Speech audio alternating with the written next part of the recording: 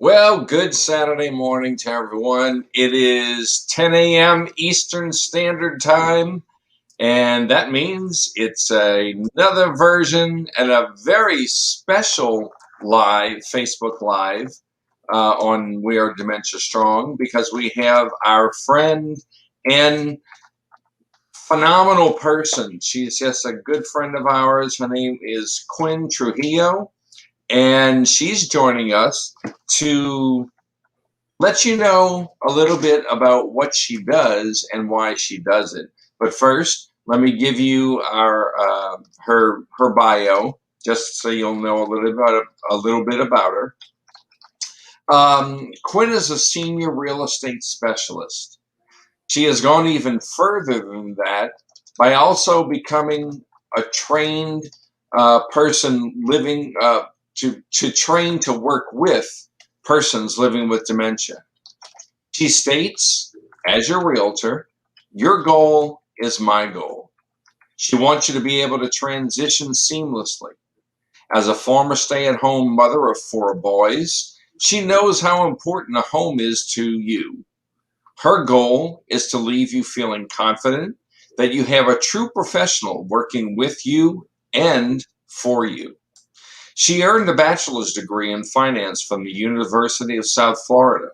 She's a member of the National Association of Realtors, the Florida Association of Realtors, and the Pinellas Realtor Organization.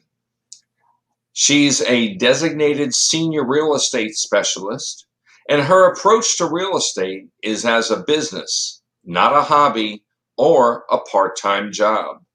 Real estate has changed constantly over the years. It's a tough, serious business that requires focus, creativity, and business acumen. Her strengths are service and communication. Repeat business and referrals are a testament to the high level of customer satisfaction in which she strives. Whether you're looking for a single-family home, a condominium, a luxury or income-producing property, call a seasoned professional. She is that professional. And you can learn more about Quinn at her website at www.q, the letter Q, therealtor.com. Well, Quinn, thank you for joining us this morning. Oh, thank you so much for having me. It's such an honor. Well, it's been okay. We already have a question for you. No, it's a statement. Oh, a statement. She says, "What a unique and empathetic combination for a realtor." So Thank you. that came from our friend Melinda. So let's jump right to the first question. What should, if you were not a realtor, if you were looking for a realtor, what would you look for in a realtor? You know, there's so many things that encompasses a real estate agent, and I just feel like education is one of those things. You want someone with a lot of experience. I always feel that, you know, with real estate being one of the largest assets you're going to acquire, you want someone that knows what they're doing, that has the educational background. I've got a finance background, so I understand how it works into your total investment portfolio, but I also understand that's your home. It's not just an investment, so you need that tie-in. And I think also you want to take a look, not just their technical skills on selling homes, but their soft skills, their personality skills. That person is going to be your absolute best friend for the next at least month, if not 6 months, just depending on what's going on in the marketplace. So you want to make sure that you mesh well, that there's not a lot of friction, that the communication style flows very well, stuff like that. And to have a very positive and bright personality. I mean, I try. I can't be as sunshiny as you all the time, Brian, but I'm trying. Yeah, well, you know, it's what happens. Well, so high for all of us. Now, if you're looking for a realtor, why would you look for someone who is a senior real estate specialist? That's a very good question. So I always use the analogy of a doctor, right? If you're just going for your general primary doctor, but you've got something specific um, um, like your bones, like an orthopedic person, you wouldn't go to a general doctor. You want to go to a specialist. So if you're looking to downsize, move into a facility, if you're a senior, you've got an extra set of needs, you want to go to a specialist, not someone that dabbles a little bit in everything. Okay, that makes sense. Details make a lot of difference. Such as what?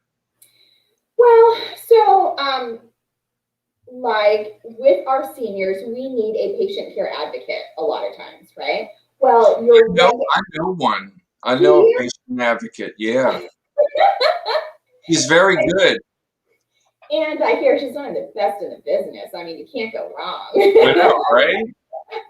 And who is that, by the way? It would be Maureen Rulison, the sponsor of our Facebook Live at www.caregiversupportandresources.com. My new website. I'm so excited. Yes, go to the link and you can visit our sponsors website. Brand new. Okay, sorry to interrupt you there, Quinn. No, and actually, if I can just piggyback all of that, is that, you know, with being a senior real estate specialist, we partner up with regular affiliates all the time because we've vetted them. They're known, they're trusted. Like Maureen, for example, we've got other companies that we partner up with, like placement companies, home health companies that we've worked with in the past. We know that they have the most patience for our clients. They understand the total picture. It's a holistic approach. For me, it's not just let me put a sign in the yard and sell your home. It's more of let me just make the whole process easier for you. Very good. Very good. This question is not on here, but when Maureen and I were looking for a new home, you, of course, were our realtor. And it was one day we were looking at a home, and I went through a fog, a brain fog, and you were there. You had never seen me like that before. Would you mind if I asked you? Could you explain how that changed you? Yeah, that moment was very impactful because it was a deviation from anything that I've ever experienced before, and it was a deviation from how I have known you.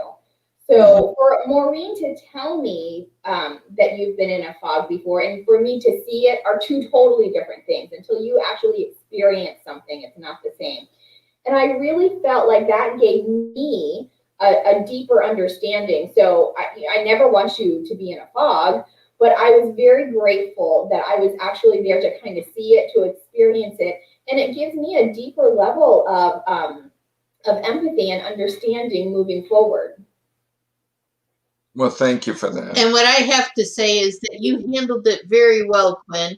Most people, and I have been around many when this has happened with Brian, most people become, if not afraid, they become standoffish. And you didn't. You immediately looked to me, physically looked at me and looked to me. And not only were you concerned about what could you do for Brian, but you also were concerned about what you could do to help me. And after we got him through that, you were there to listen as I emoted how challenging it was to be in the process of looking for something for a new home that was sending him into anxiety and fog all the time. And you helped me and you walked me through what you had never walked through before. So I was so impressed with how intuitive you were.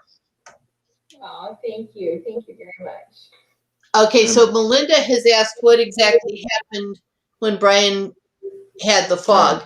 And since Brian doesn't remember going into fogs, it's going to be an answer from Quinn and I. So I'll start us off. So first what happened was I kept sensing, you know how when you're with someone so much, you can almost physically feel that they're starting to change. And I could feel that he was getting, his anxiety level was going high. And then he walked into the other room, and for Brian to miss an opportunity to be with Quinn, his girlfriend, I knew something was wrong. And so I followed him into the bedroom, and he no longer knew where he was. And because nothing around him was familiar, it was the constantly competing fog where he couldn't think, but also anxiety because he didn't have anything familiar. But when I came in the room, I was familiar, and that helped him to latch on. He latched on to me both physically and mentally, and that helped him to pull his anxiety down. He didn't go out of the fog immediately, but he was able, or his brain was able to just stabilize where it was at. And I brought him back into the room with Quinn, and we stood in the kitchen and we just gave Brian time to process what was going on. Do you want to share any of your observations, Quinn? I don't remember. I'm the type where if it's not a pleasant memory, I try not to hold it in too much. I keep trying to remind people I'm not contagious, so you can't catch it from me. I do remember the look in your eyes was totally different, and that's what shocked me. I remember that your speech was gone momentarily, and it brought me back to my mother. And I just want to share real quick, my mother had a stroke, and there are times where she goes into her, I wouldn't say fog, it's just I think she gets so confused, she just can't talk. And I do remember, I felt so bad because we were going through a lot of the things with the house, and I think it was just overwhelming for you. And I think that's when it kind of started slipping. Maureen, is that kind of how you remember it? Yeah, and I wonder if your mom doesn't have some aphasia from her stroke. I have not had the pleasure and honor of meeting your mom yet, but I've heard you speak of her, and I wondered that. Yep, that's exactly how I remember it. And when Brian starts not being able to talk, first the whole world cheers, then they realize, oh, there's something wrong. And or is that me just cheering? I don't know. I think that's just you. Okay, well, I cheer very loudly, and then and his wine.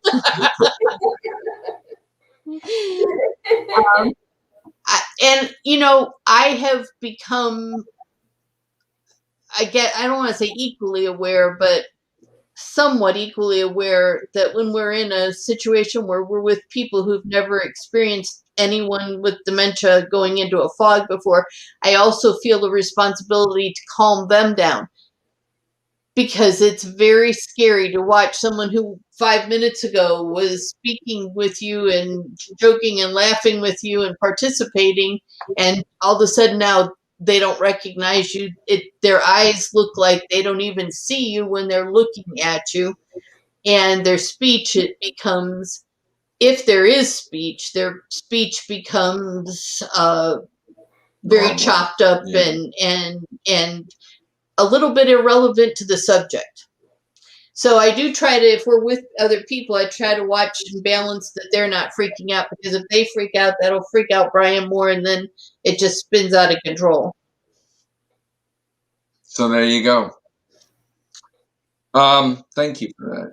That kind of gives me a little insight on, and thank you, Gwen, for giving me a little bit of insight what happened. I don't really remember that too much. Okay. Now I know we're on Facebook Live, okay? But the next question I'm going to ask you is, should I ask for a recommendation on Facebook groups? We're all on Facebook groups. Right. And I just laugh at some of the recommendations because, As we all know, we all have our trusted professionals. We all have our friends that are in certain businesses that we always want to recommend and help support. Um, there are certain Facebook groups where, in person, we've got those BNI groups, those networking groups. They are promoting people within their groups, which, rightfully so. But are they doing that because they're the best in the business? Or are they doing that because they're pushed to do so because each group makes them refer? That's what I want people to understand, is that some of these recommendations are not really real recommendations. It's hard to recommend someone that you don't have a relationship with, that you haven't really used in person, right? So you're just saying it because they're in that networking group. And I just find it very surprising that people do that. I generally, when I hear somebody giving a recommendation to someone I know or a client or something like that, or if I'm asking for a recommendation, I'll ask about their personal experience with this individual in a professional setting. I think that's the best way to do it. Facebook ones, and whether it's real estate or attorneys or whatever it is, you see this whole stream of recommendations go by, and I'm thinking to myself, well, 10 of you guys are in a networking group together, and this person barely even knows that person, and I'm just shocked it just surprises me. Yeah. I don't find this to be real. And around here, I've been in this senior care industry for decades here in Pinellas County. Started when I was 4. And so I would say that if someone has been in business a few years, I've probably encountered them, some more than others. And it does make me realize that everyone has an opinion because they've each had their own personal experiences with this individual. As you mentioned, they may be in a marketing group, or maybe this person did a favor for them or something like that. Right. So, there's just not a foolproof way to me unless you have either worked side by side with this individual or you've used them professionally yourself. Absolutely. 100% agree with you. Which, by the way, we have done both with Quinn, and we recommend her highly. Thank you. And here's a question that's not on my list here. When are you going to do another HGTV appearance? Any of that on the horizon? Oh, and House Hunters. Yeah, on House Hunters. I would love to. That's actually on my vision board for this year. What I need to do for House Hunters is have a buyer. So sorry. Hey, Tony.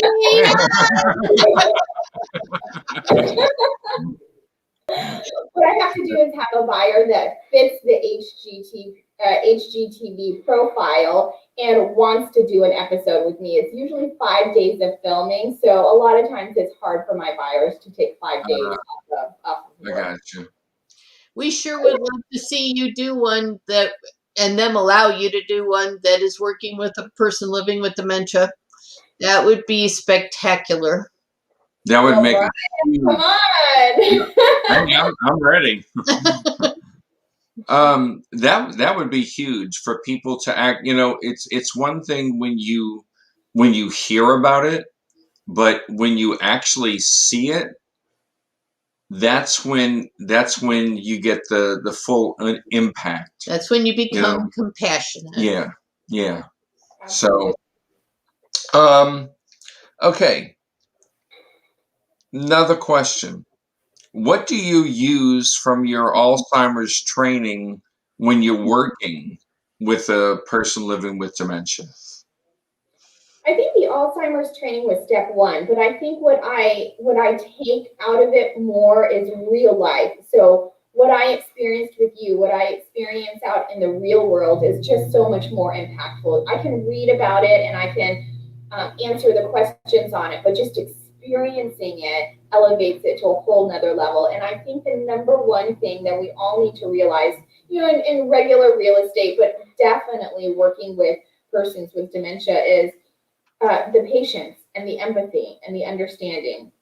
I tend to be very fast paced. I understand that. But I think working with you, it made me realize I need to slow things down. I do need to be transparent in a lot of things, but just how I word things, the timing of things is very important. It's just the soft skills that I was telling you about earlier, for sure. And not pushing you in the pool. There's that too. Yeah. Well, that the time you pushed him in the pool, it did decrease his anxiety. Well, that's because there was no water in the pool. You know? Well, you were more focused on all of the bruises on your body than you were. You know, I mean, at least a little bit of water, but nothing. Just a cement pond, as the Beverly Hillbillies say. Or did you die? Well, there's that. Yeah, no, I didn't, because if I did, I wouldn't be here. So Quinn and I have spoken about creating a senior resource center, and of course, within that resource center, we would have specific information for persons living with dementia. I'd be interested to know what our listeners would think about something like a mobile senior resource center. And I'd like to hear, and when I say hear, I should say read, what you guys would envision that to look like. What would be offered? What would be included? We're really considering it strongly, and we could use your help with some information. Yeah, what it is that you're needing from us, what services that we could provide that would be helpful. We're really trying to provide a service. right. We're talking about we're thinking, I should say, we're not at the talk stage yet. We're thinking about if we got a small recreational vehicle that we could have, carry a lot of information in, but also it would be Wi-Fi so that we could have presentations for people. We could have videos and things, webinars that they could watch, and we could go to the people rather than them having to come to us. Yeah. Could I drive? No. Mm. No, I want you to stand in the back window with your face pushed up against in your hands, and we'll put a sign, "Help me, I've been kidnapped." Yeah. See, ladies and gentlemen who are watching, these two, when they get together, I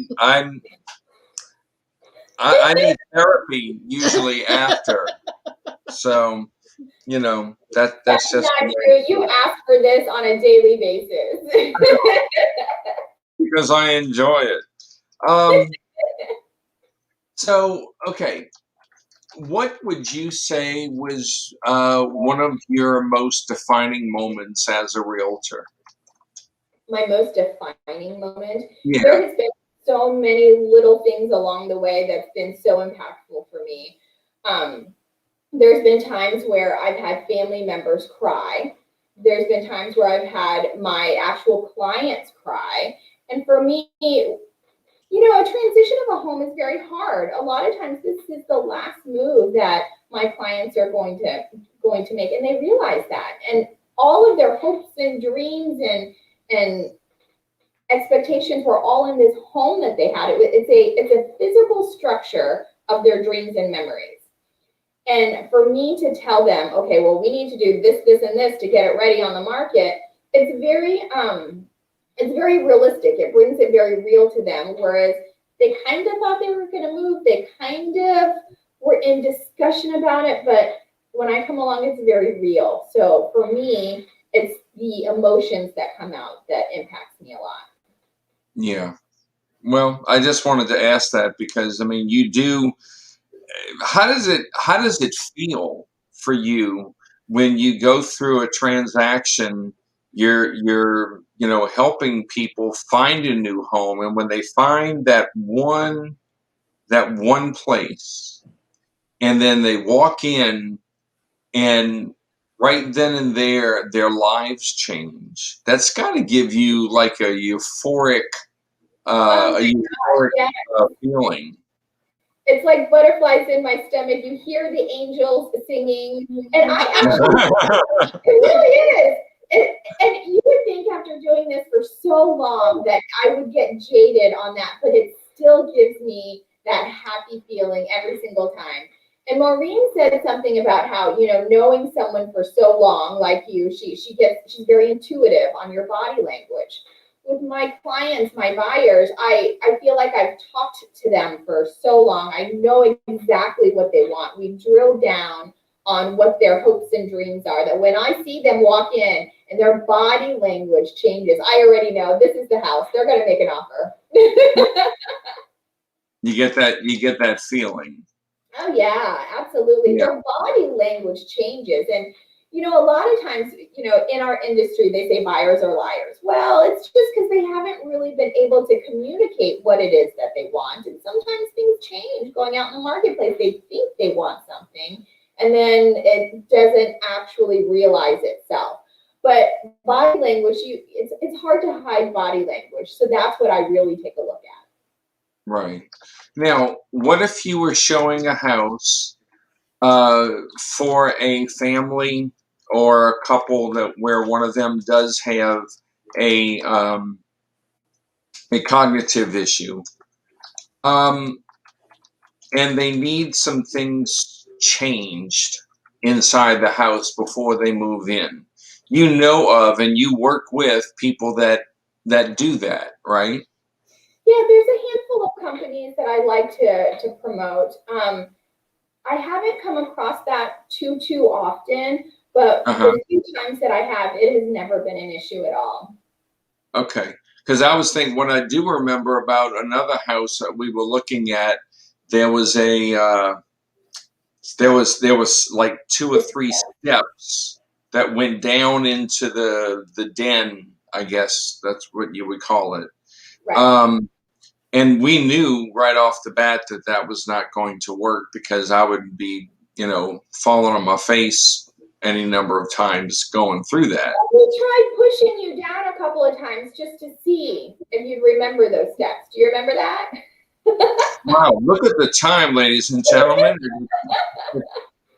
And listen, I've got to spend the rest of a good part of the day with both her and Maureen. Well, what I remember is that anytime we found something in a house that would be a barrier to us being able to live there, Quinn's answer was always, "Oh, I've got someone that can take care of that." I got somebody that does that. Okay. Now you're solution focused. I know that I'm asking you questions that are not on the list, but those are more fun. For who? What actually made you?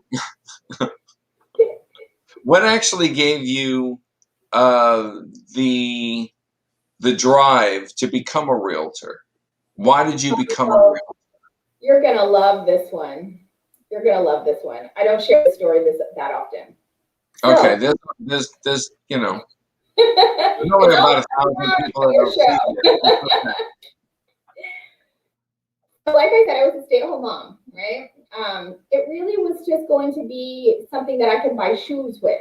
I didn't think it was going to be a full-time career. Our market is so saturated. As a matter of fact, I heard right now in this current market, there are more agents than there are listings out in the marketplace. Right? I didn't realize it was going to be such a stiff competition. I just wanted to buy shoes. I was that shallow, right? But then I was talking, you know me, I'm a nerd. I like to do research. And so if I'm going into something, even if it's just for fun, I wanted to do a little bit of research.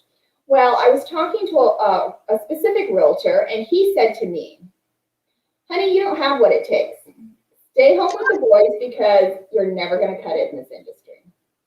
And that's what drove me to really work hard. And he's a senior, and I don't think that's why I went into that industry, but it didn't hurt that I was his competition as well. Yeah. And you have proven to be very, very good at what you do. Oh, excellent. Your reputation speaks for itself, which is why you are so successful, because of the fact that people talk about you. Well, you know what? The most people I hear giving referrals of Quinn's name are people who have used her services. And to me, that speaks volumes. Yeah. And repeat. I hear repeat people using her services. So, all right, my friends, we have reached the end of the broadcast. And thank you, Quinn, for joining us today. Oh, thank you guys so much. It's been such a treat. You took my line. How about see you later, Quinn? Which we will. Okay. So, but no, thank you for joining us. Thank you for the information from the comments that we're seeing. A lot of people gained a lot of information from you, which is really good. And maybe we can have you back for a special edition on something that we could put together. Happy to do it anytime. All right. Well, we'll see you in just a little while. All right. We'll see you around 1:30. Bye-bye. Bye. Bye. Have a great day.